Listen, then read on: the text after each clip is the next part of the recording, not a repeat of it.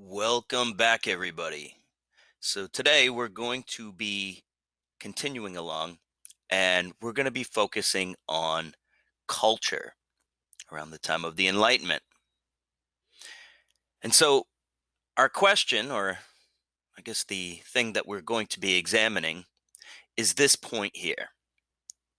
The thinkers of the Enlightenment believe that natural law operated in a variety of different areas.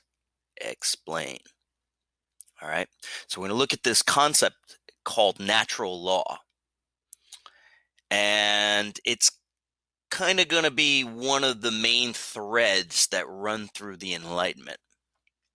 And so we're going to explain that concept. And what I want you to be able to do is to show me how, in seemingly unrelated areas, this concept is what holds all of these disparate ideas together. All right. So get out your pen and paper and let's get going. The first thing I want to talk about is a phenomena that really began in the 17th century, so the 1600s, and that's called the scientific revolution. It's a very important concept in history, particularly if you're doing the history of the sciences, obviously. But for our purposes here, I want to focus on a couple of points. And one of the things that scientists became very curious about is, how do we know what we know?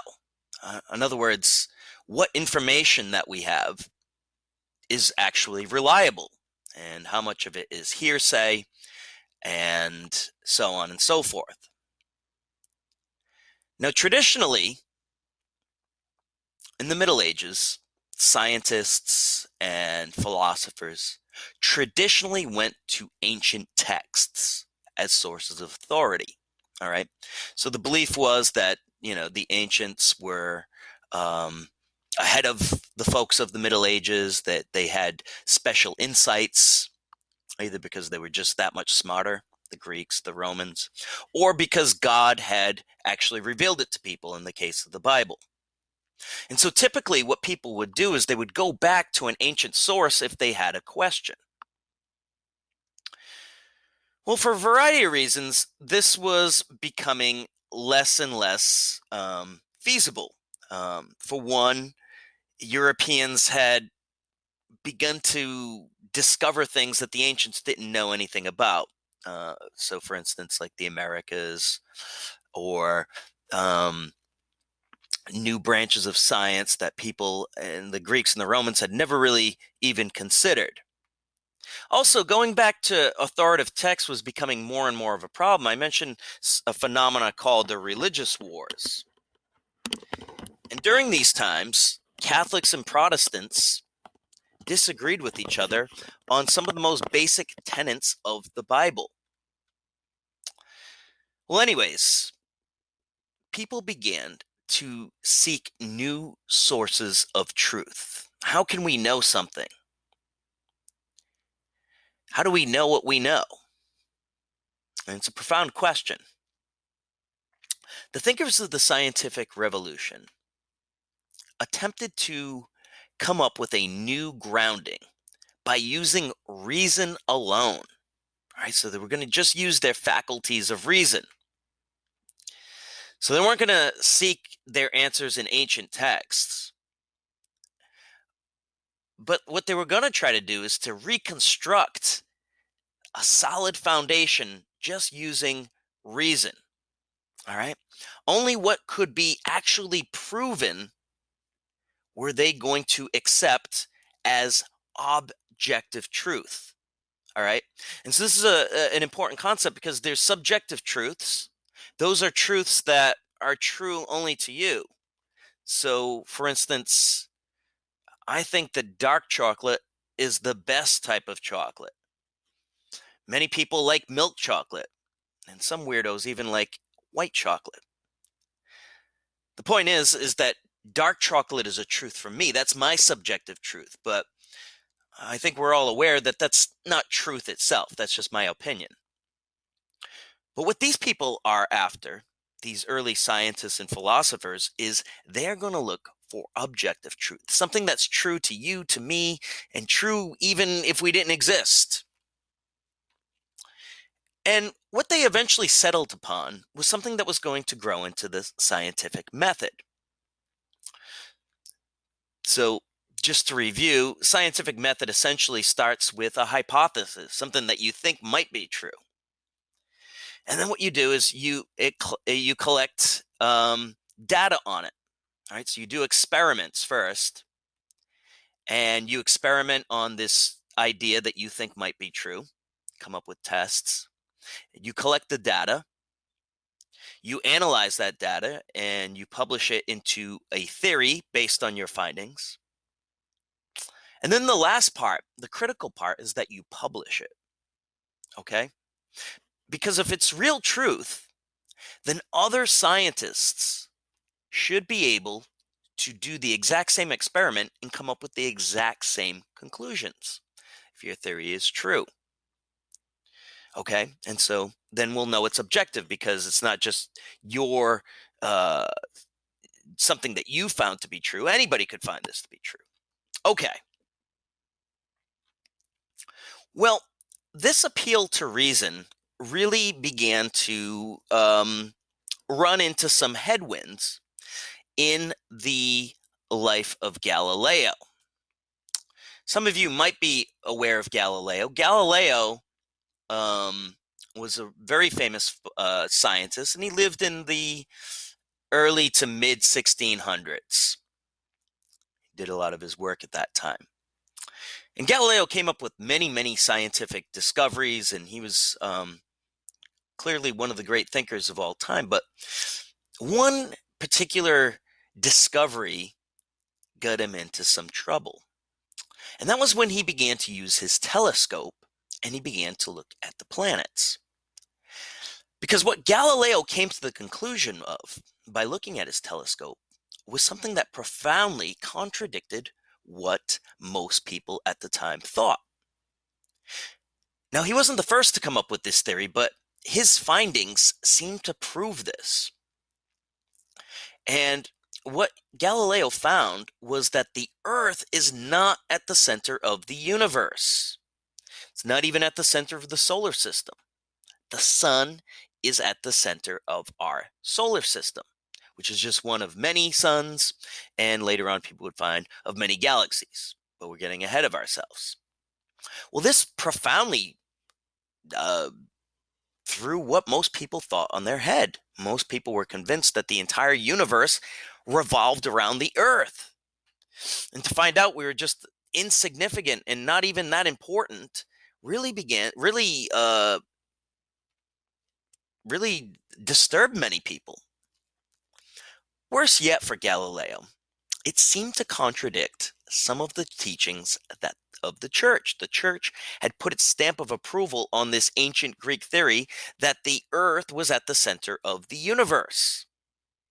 And so Galileo wasn't just contradicting what most people thought, he was contradicting what the church claimed was divine truth, truth that came directly from God. For his part, Galileo tried to argue his point. And Galileo said, I don't deny scripture. Scripture is a great way, it points you to getting into the heavens, but it's not a way to study the heavens. And what Galileo advocated was that, yes, okay, scripture has its place for our souls, but God speaks to us through the natural world as well, he argued.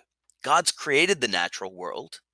And so, just as much as scripture is the product of God, so is the natural world. And God speaks to us in different ways through the natural world. I'm going to read to you a quote by Galileo. He says, "Philosophy is written in the greatest book philosophy is written in the great book which ever lies before our eyes. I mean the universe. but we cannot understand it if we do not first learn the language and grasp the symbols in which it is written. The book is written in the mathematical language. And so, Galileo here is arguing that God speaks to us through the universe, but it's only through mathematics and our study of science that we can really understand it. In other words, what he's arguing is that it's only through our use of reason that we can understand this great universe that God has laid before us. Well, Galileo ultimately had to retract what he said. Not that he was convinced otherwise, but because he was threatened by the Inquisition. In other words, essentially threatened with death. And so Galileo um, eventually retracted what he said, but everybody was pretty much aware that he was just doing it because he was intimidated into doing so by the authority of the church. Well, in the late 1600s, another genius came along. And this genius was Isaac Newton. And Isaac Newton's important for some of his discoveries, particularly gravity, his discovery of gravity. And we don't need to get into all of the details about Newton's laws of physics, but let me just explain it to you this way. Newton's discoveries gave a model of the universe which worked to explain everything. All right, so almost any physical law of the universe could be explained by Newton's laws. All right, at least the universe as people understood it then. In other words, there weren't really many mysteries left. There wasn't anything that couldn't really be explained as far as physics went in the universe. Of course, there were things people didn't know yet, but it was just a matter of discovering these things, either through telescopes or whatever, and making them fit into Newton's grand law. All right. So Newton's law was good at explaining, in other words, how an apple fell out of a tree.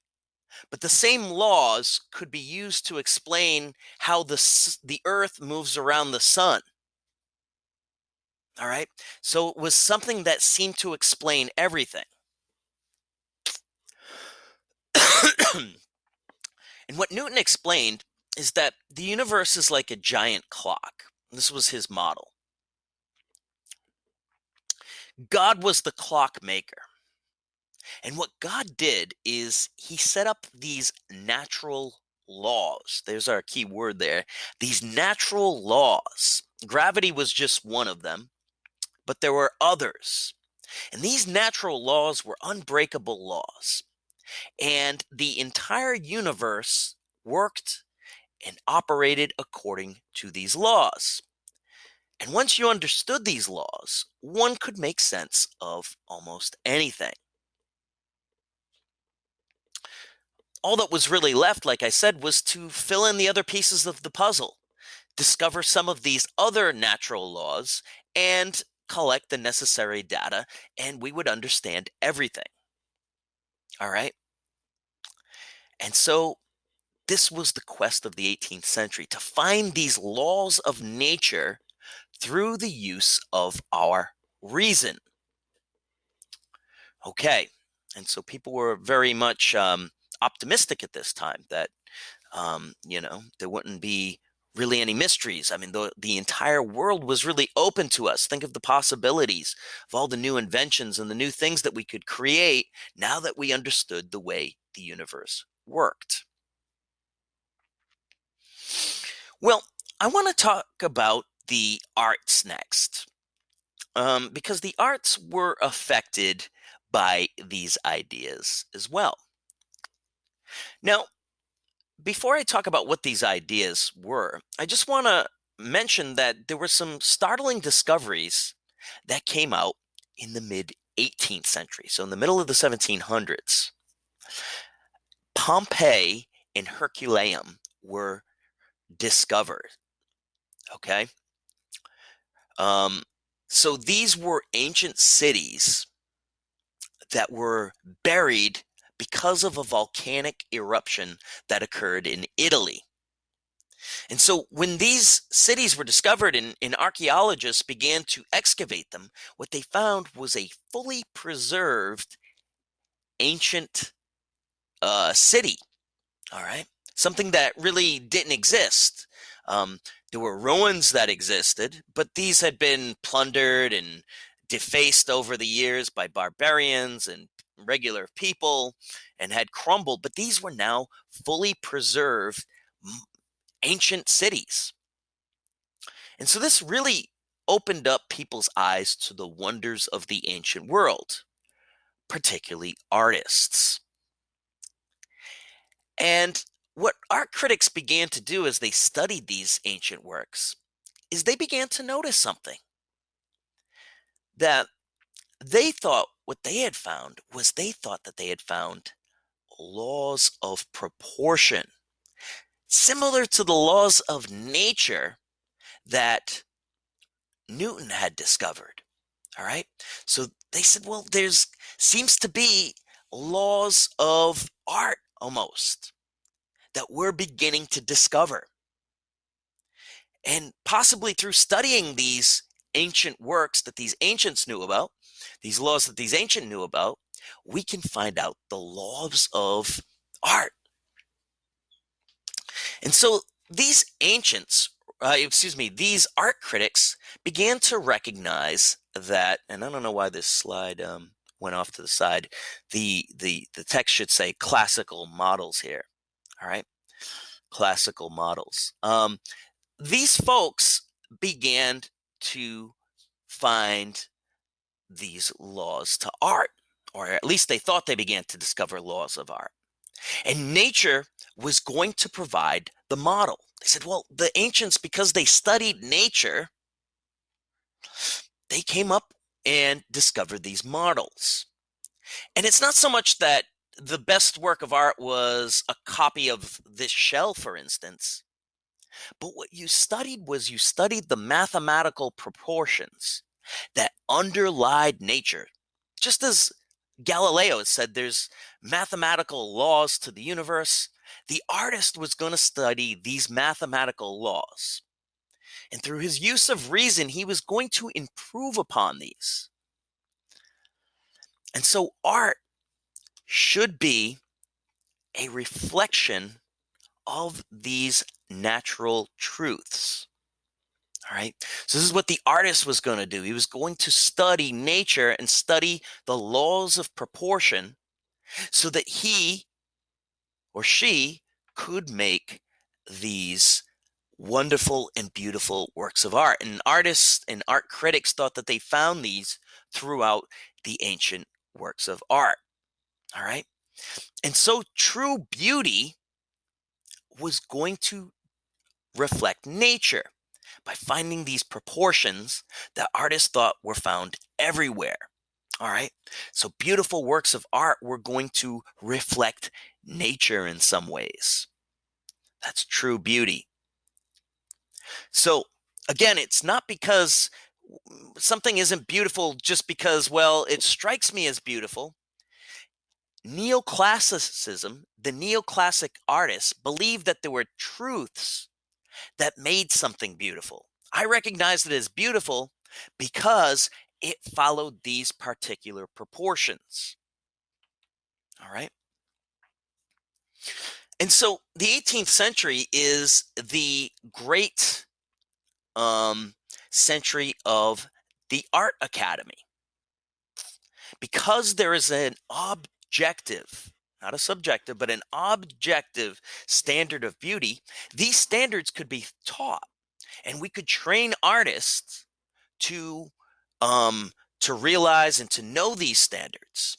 And so the 17th and 18th century saw the foundations of many art academies. The Royal Academy in England, the Royal Academy of Painting and Sculpture in France, the Prussian Academy of Art, and many others.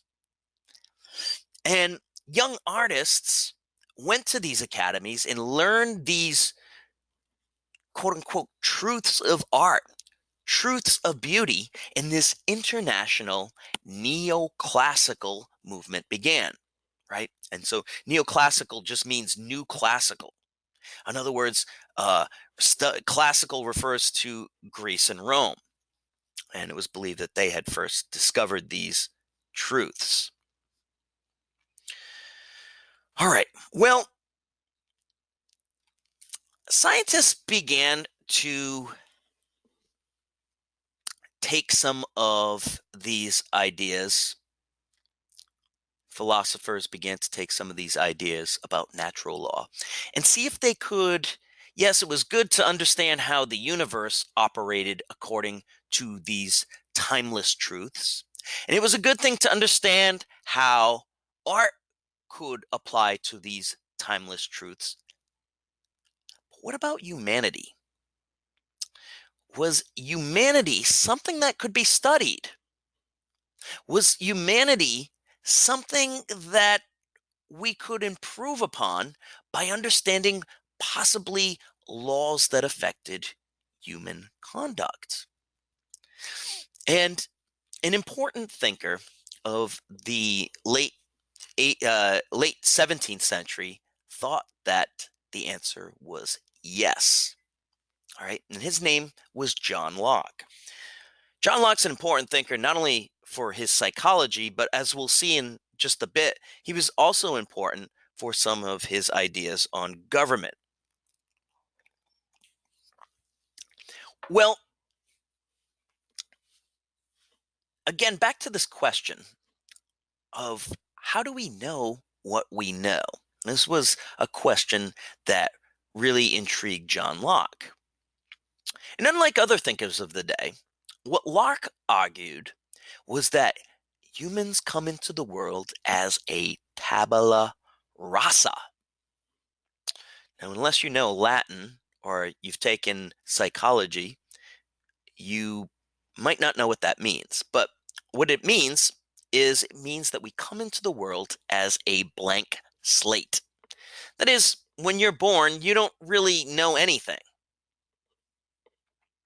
And it's only through our sense organs, which make impressions upon our mind, that we learn the various things of the world. And by taking all of these sensations, we begin to extrapolate from them and we form them into concepts. So, when you're a baby, you're born and you don't know anything, Locke thinks. But as you begin to open your eyes and things begin to come into focus, every single day, several times a day, you see a face that appears to you. Every single day it's there, and then it's gone, and then sometimes it's not there. And so then you begin to say, oh, okay, well, there's a face. And actually, I notice the face seems to change. Someday it's a softer, feminine looking face. Other days it has a mustache on it. And then you begin to form into this concept that, well, these are actually two separate faces. One face, when it looks at me, the softer feminine one, says mama. Keeps saying mama. The other one, the harder mustached face, says dada. And so, of course, this is a simplified version of it. The young baby begins to form into new concepts of mom and dad, and then other things, chairs and books and siblings and all these other things. All right. But the point is that all of our sensation first has to come through the senses. We're not born with anything. It's all a product of our environment. Now, this is a revolutionary idea. And it may not sound that revolutionary to you right now. What makes it so revolutionary? Well, what Locke is arguing is that we're all born the same. Yep, we know that by the time people are at least into young adulthood, they're very different, right? Where do these differences come from? Now, earlier thinkers had argued that, well, we're born with innate ideas. We're born with certain ideas already. We're born with certain characteristics. And so it was argued that, well, peasants and serfs, if you look at them, they're all very ignorant people and very uncouth. And this is because they're naturally a serf or naturally a peasant. Whereas if you look at a noble, they are educated and their bearing marks them out as a noble. And it's just because this is the way they were born. One was born to a life uh, of servile existence, and the other was born to be a leader and born more nobly. But according to Locke, this is not the case.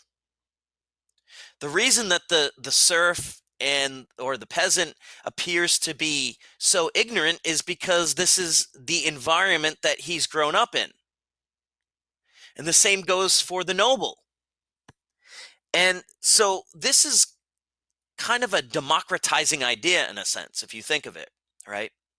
Not that Locke argued for democracy necessarily, but it means that we are not born to be any particular one thing or another.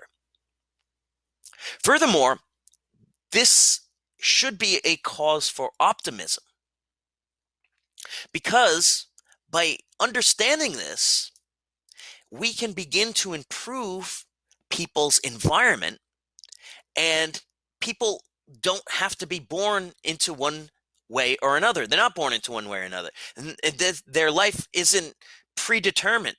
If we give people a good environment, if we educate them properly, then human progress is possible. It's possible to improve our moral progress. All right. People don't, you know, uh, why are people criminals? Is it because there's something wrong with them? Were they born criminals?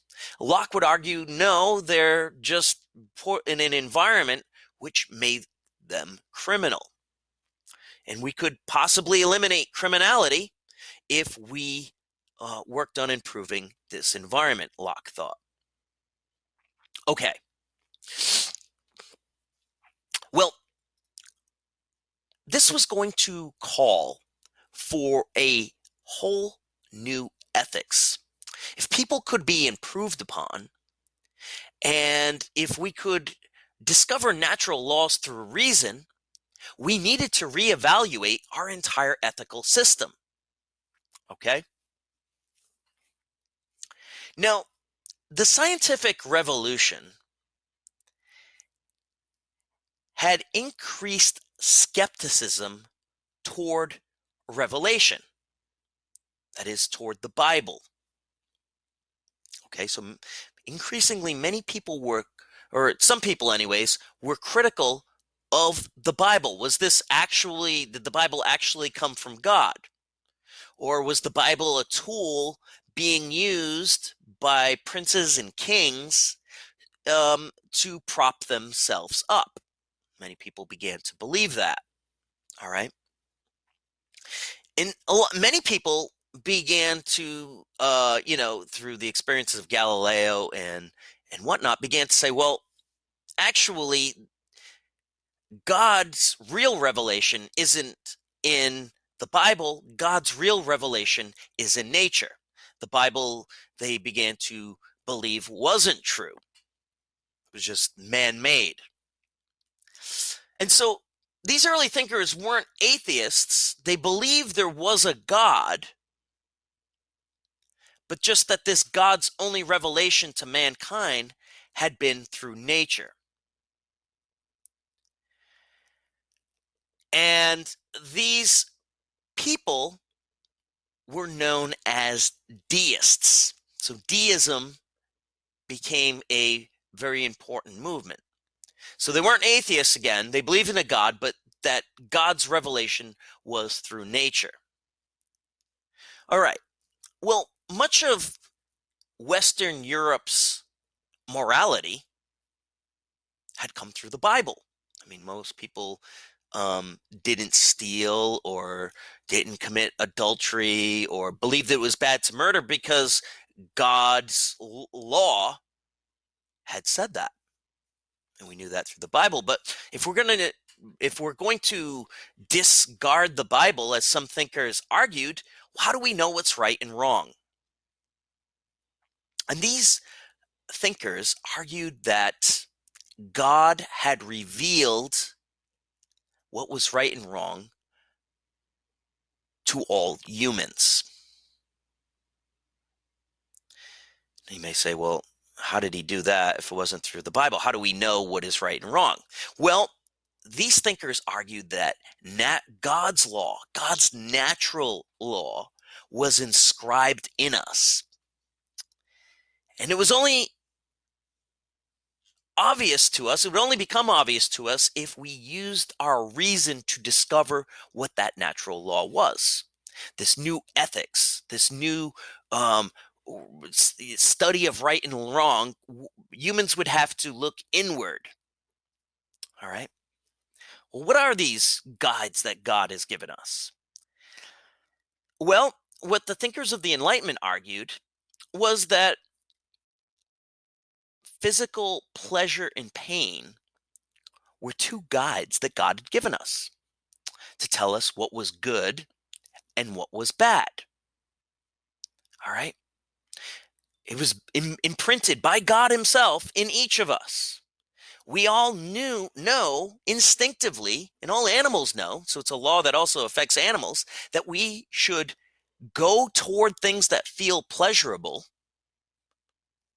and we should be repelled by things that are unpleasurable. And so human happiness was going to be our guide, all right, to what is moral. And so the new guide became, does it bring happiness to people? Or does it cause pain? If it brings happiness, it's moral. If it brings pain, it is immoral.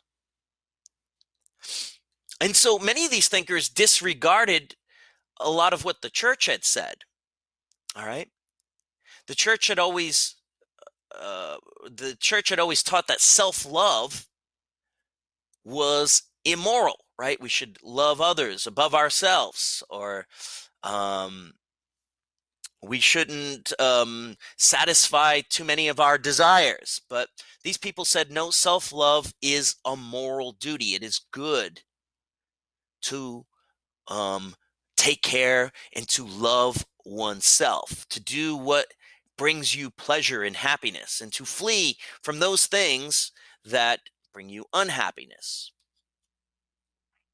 And so the 18th century, as people began to use this new moral criteria, they began to become very critical of many of the institutions that then existed.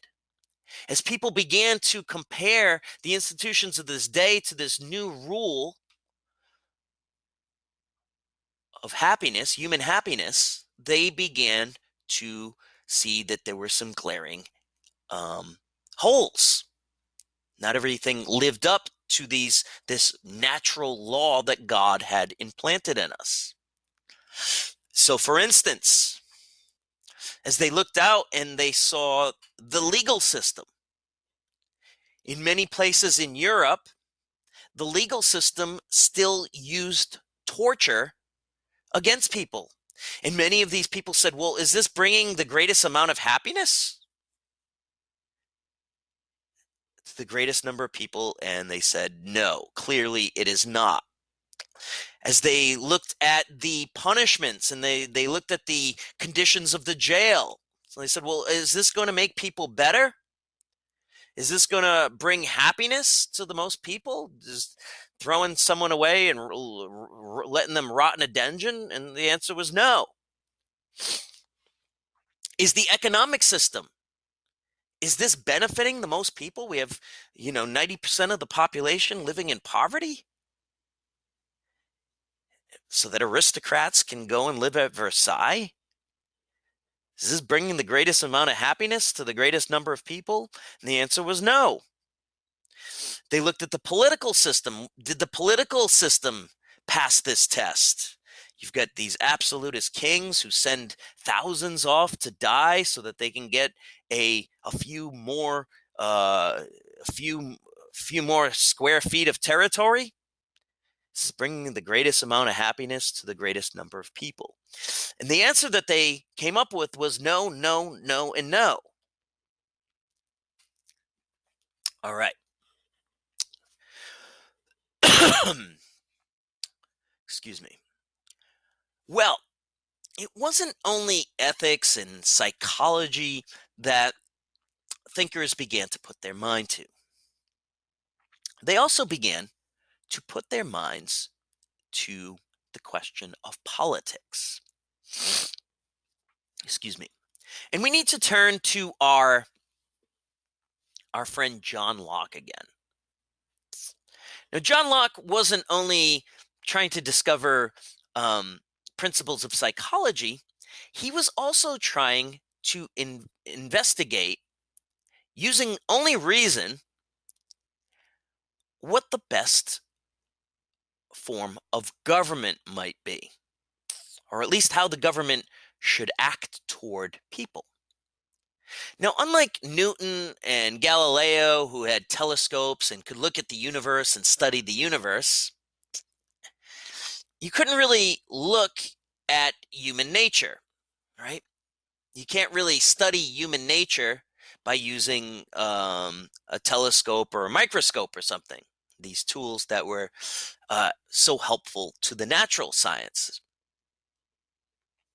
Instead, you had to use your reason and you needed to speculate about the essence of human nature. All right.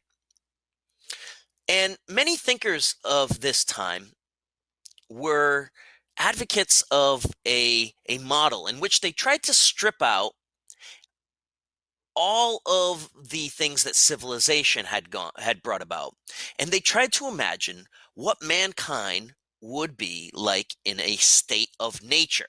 All right, so many thinkers use this. So if we didn't have laws, if we didn't have government, if we went back to the way things were in the most primitive conditions, right, strip out all of these societal factors and try to reason about how people were.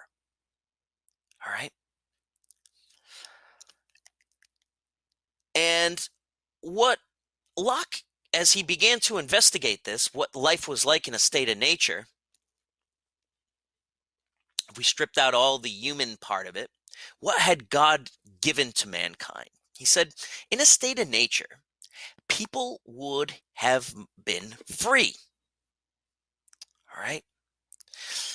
And so John Locke became the father of a school of thought called liberalism. The word liberal comes from the word liber, which is Latin word meaning free.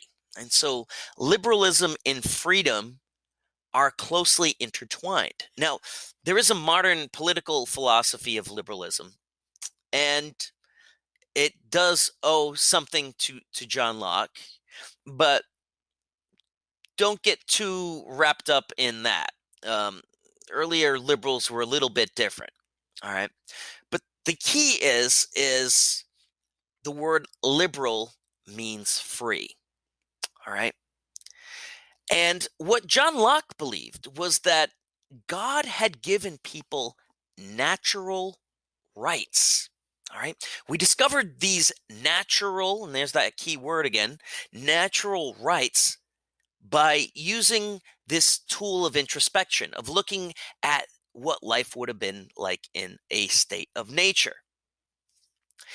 And what Locke said is in a state of nature, people would have been free.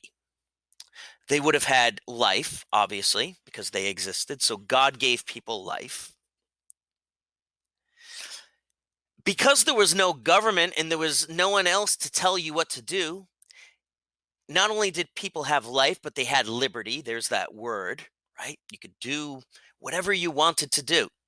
There was no one there to tell you otherwise. And John Locke also believed that when people had their life and their liberty and they began to improve upon things, so they would maybe find a patch of land and they might grow corn on that, then these people, having applied their labor to this piece of land, this land would have become their property because they took something natural, added their labor to it, improved upon it, and so it became their property. Or if I took a stick and I made a tool of it, then that tool would become my property. All right. And so for John Locke, these are natural rights which he believed that he had discovered. These natural rights were life, liberty, and property. They were given to us as God-given rights, and nobody had any sort of right to take these away from you. You had them just by being born. Well, Locke said, well, obviously, we now have something called government. Why did we form governments? Why didn't we just stay this way? Well, John Locke came to the conclusion that people formed governments to protect their life, liberty, and property. You see, in a state of nature, there might have been bad people. Some people might try to take your life away by murdering you. Or maybe they would try to take your liberty away by making you a slave or something like that. Or they might try to steal your property through theft. And so what Locke said is that people began to associate together, and they began to form into government, but they only formed governments to protect their life, liberty, and property. Locke said this must have been the first government. However, over time, we know, as John Locke began to look at his own day, that not many governments actually did this. They didn't protect people's rights. Rather, they seemed to be oppressors of people's rights. They were taking away people's lives. They took away people's liberty. They took away people's property.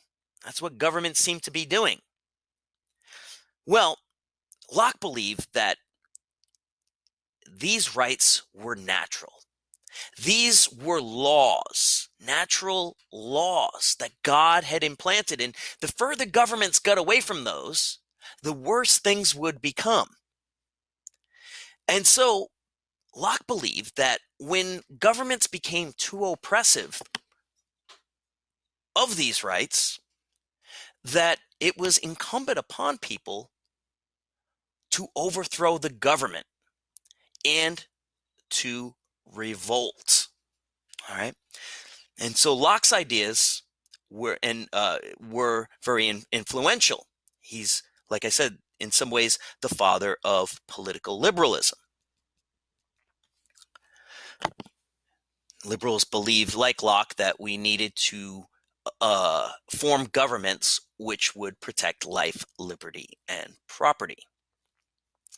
Well, Locke was pretty clear on what government should be doing, but he wasn't so clear on what type of government would best secure this. Should we have a king? Should we have a nobility? Should we be a democracy? Which one is going to protect our natural rights? And it would be other thinkers who would really secure these and write these political tracts that would become foundations for political liberalism. And one of the most famous thinkers in this regard is a man by the name of Montesquieu, who wrote The Spirit of the Laws in 1748. Now, liberals recognized that you needed to have law, right? You needed to, liberty wasn't doing everything you wanted to do, because obviously, you weren't free to make someone else your slave, because then you would be infringing upon their liberty. You weren't free to kill someone, because then you were infringing on their life. And so we needed laws, but we wanted laws that would give us the maximum amount of freedom. All right, not bad laws. These laws should, in some ways, reflect laws of nature and protect people from harm. Now, the question is what form of government was going to be most likely to secure our liberty? How are we going to entrust someone with political power to enforce these laws in such a way that they themselves wouldn't become oppressive? Because the experience had been that, okay, law is a good thing, but anytime you give someone the power to make these laws, they have tended to oppress. And what Montesquieu argued was that you wanted to have a separation of power. All right. Separation of powers was the way to do this. In France of his day, Montesquieu is a Frenchman, executive, legislative, and judiciary power were all located in the person of the king. Absolutism. He had absolute power. And what Montesquieu saw, and what many people saw, was that when you gave someone absolute power, they became absolutely corrupt. All right. Now, the answer, according to Montesquieu and according to many of these liberals, early liberals, wasn't democracy either, because, well, then if you put all these powers in the hands of the people, um, are they going to necessarily protect your life, liberty, and property? Or might they become just as oppressive, the tyranny of the mob? What Montesquieu argued is that the best way to have political liberties was to separate powers into three different branches. The executive, that is the branch of government that executes laws. But it would be bad if the executive made the very laws that he or she was implementing. A separate body would have to make these laws. The legislative, the law-making branch of government. And so they would make the laws, but they wouldn't enforce them. That would be the executive. And Montesquieu argued it was important to have a check on these two, the judiciary, so that the laws that were being made were would check out according to some form of constitution. All right, that the legislature wasn't overstepping its bounds and trying to take executive authority, or that the executive wasn't trying to make laws. All right, and the idea is that if you created these three branches, that they would balance each other out, just like Newton's universe was balanced, that um, these three powers would balance each other out, and no one power would become too strong, because we know that when a power becomes too strong, they tend to become oppressive and they tend to take away rights. All right. And so, anywhere you're going to find liberal politics, and this will be an important concept moving forward in this class, liberal politics tend to agree with some form of separation of powers. They don't tend to agree with absolutism. They want a legislative check, a judiciary check on the executive, on the king. So you could have something like a constitutional monarchy where the king implements the laws, but the legislature actually writes the law, something like they had in England. And so England at this time was looked upon as somewhat of a model, not a perfect model, but somewhat of a model of what this might look like. Okay.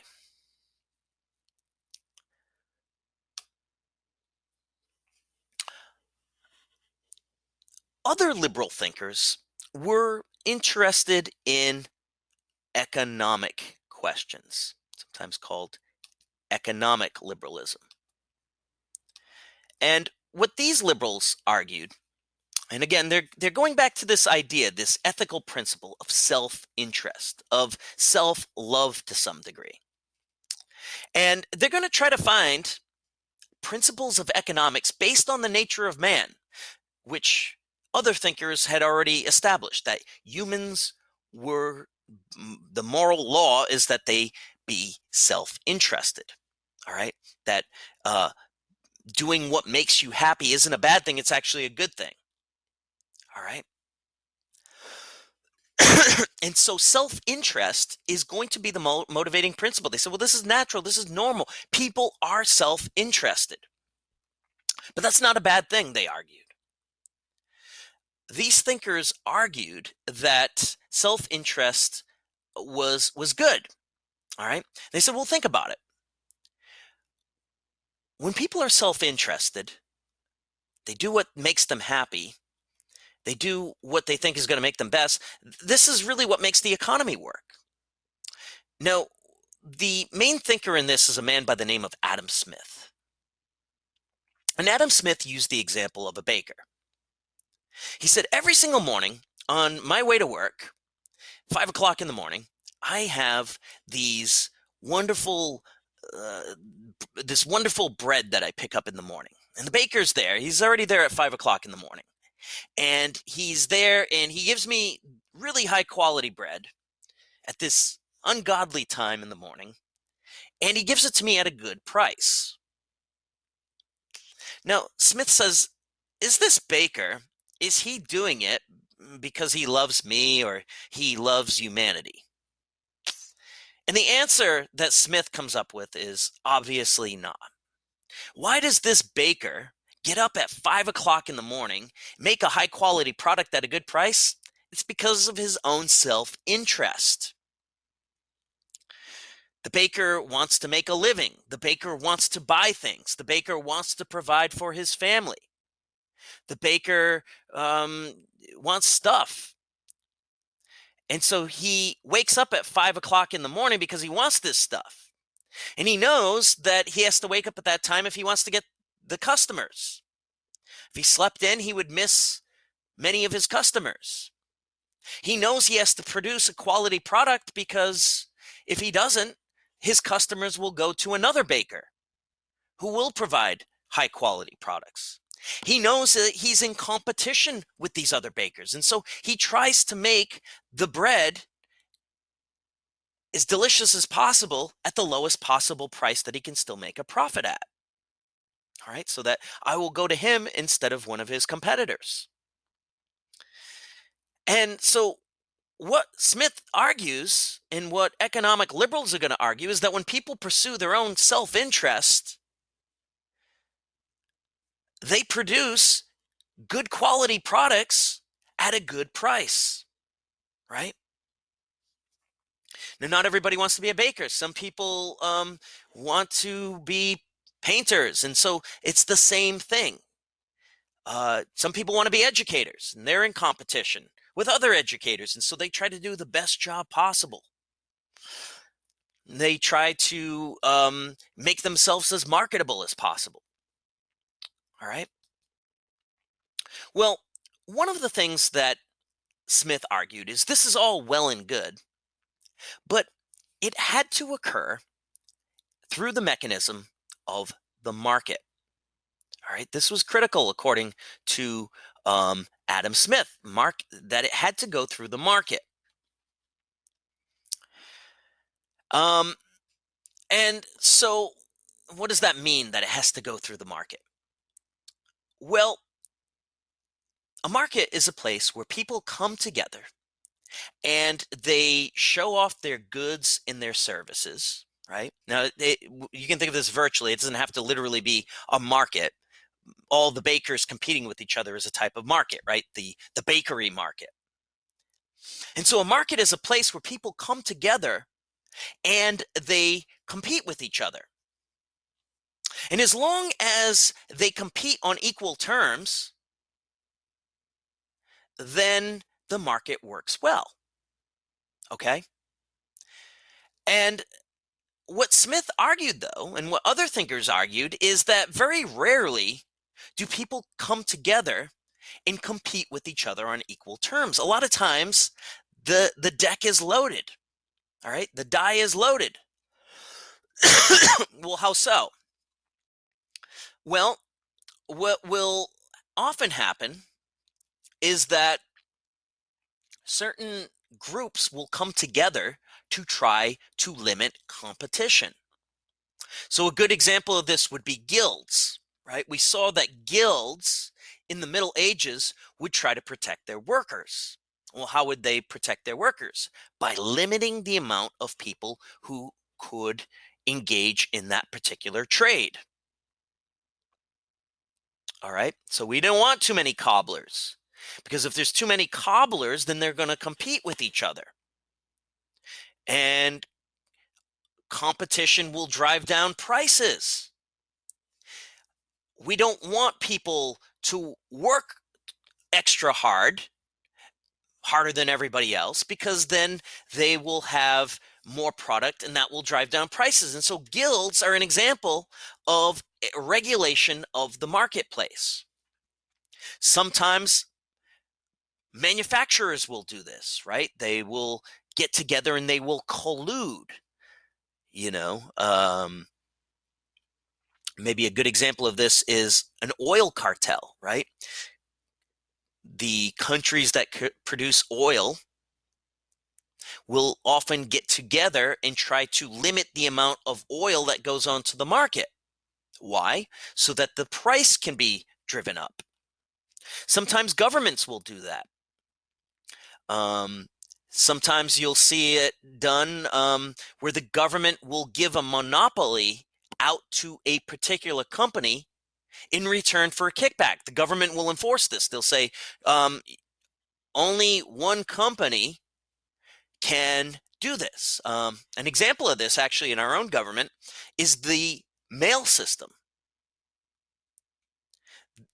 Nobody except the U.S. mail can engage in other words, you couldn't open up your own private post office and say, well, 52 cents a stamp, whatever they are, I can do it better. I can do it for 40 cents. You'll get into trouble for this, believe it or not, because the U.S. mail has a monopoly. I think there are some exceptions to that, but that's an example where the government says, no, we don't. We want to limit competition.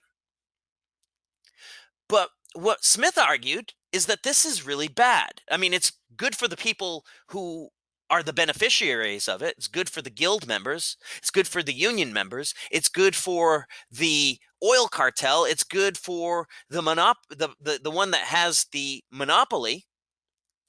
But it's bad for everybody else. It's bad for the consumer.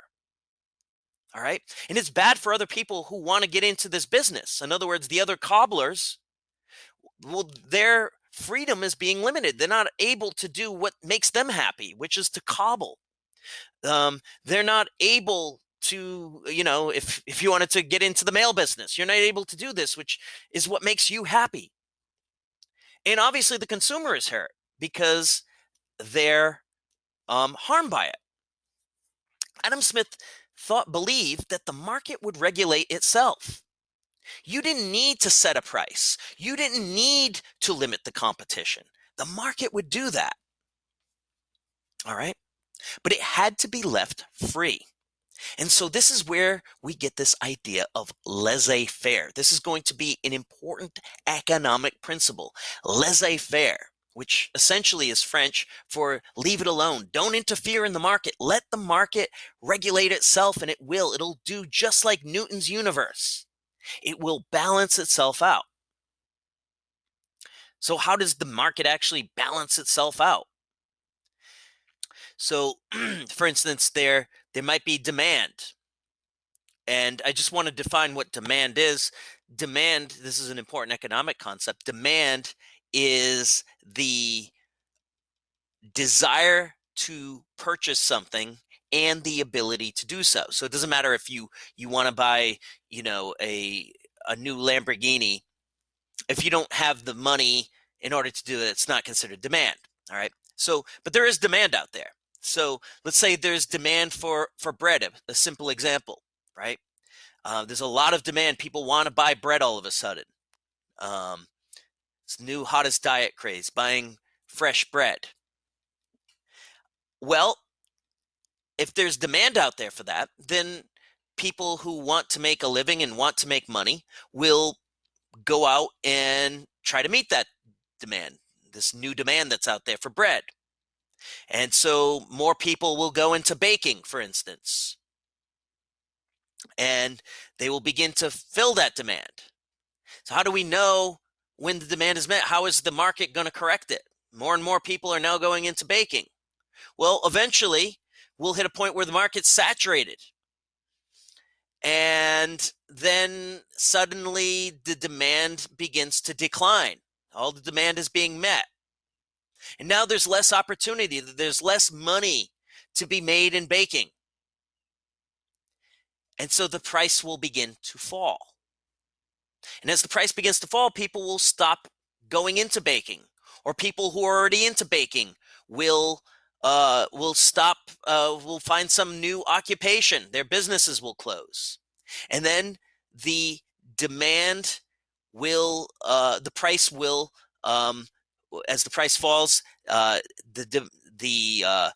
price levels will begin to hit the demand levels again. All right. And so the market continuously regulates itself. Again, we don't need the government to do this. We don't need some outside observer to come in and fix this, economic liberals argued. The market takes care of itself. And Smith believed that he had found the laws that regulated economic activity, these natural laws that animated it. All right. The laws of supply and demand. These were laws that very much existed, and they were objective truths Smith and others believed. All right. The key point, though, is that these laws don't operate if there is some sort of interference by guilds or governments or manufacturers. And so the watchword of these economic liberals was laissez-faire. Leave it alone. Let the free market determine what people are producing, how much to sell it for, how much to consume. All right. And when people are acting in their own self-interest, they have the freedom to buy and sell through the market, things will operate best. Okay. Well, in talking about this age of enlightenment, I want to end by talking about a couple of the principles that were most important to it. And one of the principles was this idea of universalism. The thinkers of the Enlightenment, whether it was in art, whether it was in politics, the economics, and certainly in science, people didn't think that these were constructs. They didn't think that these were ideas that people had invented themselves, as some people might say today. They believed that these were universal truths. And so these thinkers believed that the laws of economics, for instance, were universally true all over the ground, all over the world, any place you went. The laws of science were universally true. These ethical principles, the idea that people are born free and have the God-given rights to life, liberty, and property, these weren't Western European ideas. These were true to all people in all places in all times, timeless truths. And so the Age of Enlightenment was kind of a cosmopolitan time. It was a time of universalism. All right, and by this universal idea, I mean that these concepts were for all of mankind. And they weren't peculiar to one nationality or another. And so, in a lot of ways, it's a cosmopolitan period of time as people were um, not looking as much at national boundaries and thinking more in global terms. It's cosmopolitan, right? Something we've already talked about was these thinkers believed that this was an age of progress. All things were possible. People were beginning to discover the secrets of the universe. They were beginning to understand the secrets of mankind and of the economy and of even of art. And so progress was going to be possible as we applied reason to these ideas. And so it's a very optimistic time to be alive. People thought it was just a matter of time before we fit in more and more of these pieces of the puzzle of truth.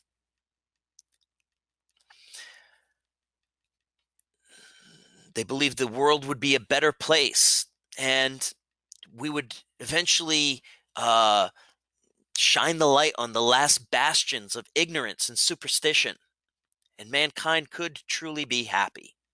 So, a very optimistic time. And I want to also talk about the main instigators of this movement. And these were a group of people called the philosophs. Unless ideas have people who popularize them, they often don't get very far. And so the popularizers of the Enlightenment were a group of intellectuals called the philosophes. Now, the word is the French word for philosopher, but they weren't necessarily philosophers per se. It was kind of a broad label. They could be professors or journalists or reformers or authors who all subscribed in one way or another to these Enlightenment ideas, who believed that every aspect of the human condition could be improved upon, and that irrational influences um, should be expunged. And so they popularized these ideas in a variety of ways. Now, the leaders of this movement mostly came from France and mostly congregated in Paris. But because French was such an international language, these thinkers were really leading an international movement. You may remember that French was the language of all intellectuals. And so this, at least as long as people were educated, and as long as people could understand French, these uh, these writings of these philosophers could spread all over to any place where French was spoken, which was essentially all over Europe and parts of the Americas. Um, and so these people, these philosophers, kind of saw themselves as a new type of priesthood, or maybe a new type of aristocracy in a sense. Not an old one based off of birth, but an aristocracy of ideas, an international movement. And they saw themselves like priests, that their goal was to bring these ideas down to the masses. They believed that the masses were still superstitious and the masses were still ignorant. But over time, these philosophers would gradually improve the condition and the educational level of even the masses. And so, kind of their great work, maybe the great work of the Enlightenment, was called the Encyclopedia, the Great Encyclopedia, really. And this was a book that they began to work on, various philosophers in Paris, which was going to bring together all branches of knowledge into one place.